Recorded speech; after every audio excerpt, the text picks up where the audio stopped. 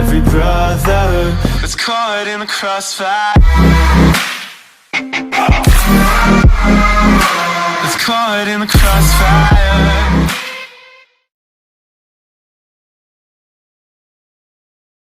Di zaman modern, masalah SARA adalah topik yang menarik untuk diperdebatkan dan diperjuangkan, termasuk di Amerika Serikat. Namun, pada zaman dulu, negara tersebut merupakan salah satu negara yang amat rasis. Dulu, hukum di Amerika Serikat hanya berpihak pada mereka yang berkulit putih. Sementara bagi yang berkulit hitam, perlakuan rasis sering mereka rasakan. Termasuk dalam kisah bocah bernama George Stinney yang dihukum mati dengan kursi listrik. Stinney yang merupakan anak laki-laki Afrika Amerika yang tinggal di Alcolu, Carolina Selatan. Alcolu merupakan sebuah kota pabrik kecil yang dibagi menjadi dua oleh rel kereta api. Warga kulit hitam tinggal di salah satu sisi, sementara warga kulit putih di bagian lain. Pada tahun 1944, Stinney yang berusia 14 tahun tengah bermain di pinggir jalan dengan adiknya.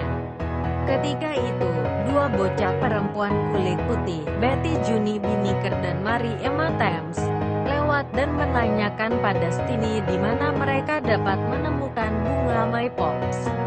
Stinney pun memberitahu arah menuju tempat yang mereka tuju. Hari itu, kedua bocah perempuan itu tidak pulang ke rumah.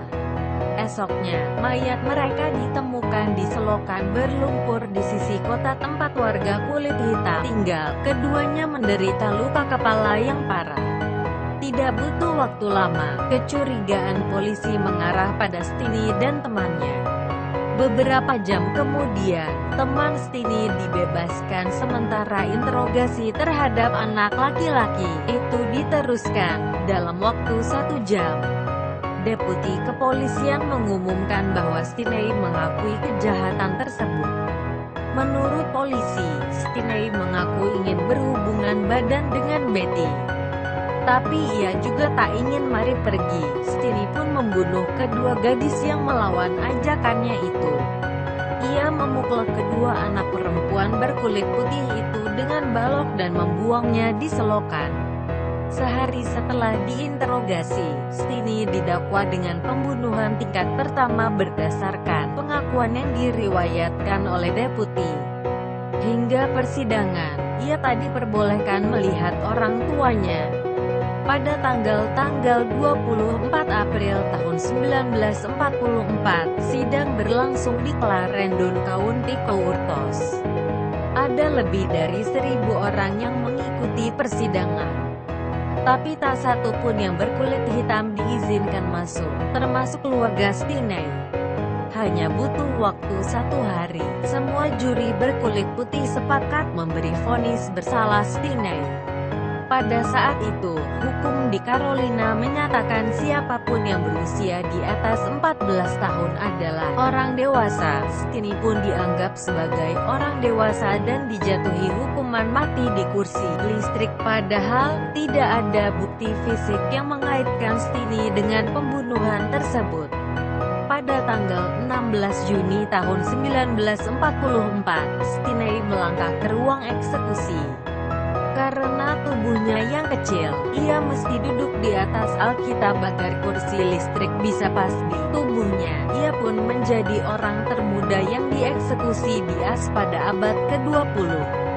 Kasus Stinney dibuka kembali pada Januari tahun 2014 setelah seorang sejarawan lokal meneliti kasus tersebut. Bukti-bukti baru pun dipresentasikan dalam sidang pengadilan, termasuk kesaksian saudara Stinney yang mengklaim bahwa bocah itu bersama mereka pada saat perkiraan waktu pembunuhan. Pada tanggal 17 Desember tahun 2014, hakim membatalkan pengakuan Stinney.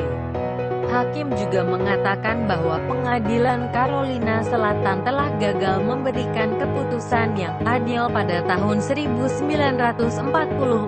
Ya, Stinney hanyalah korban dari hukum yang tidak adil karena perbedaan warna kulit belaka.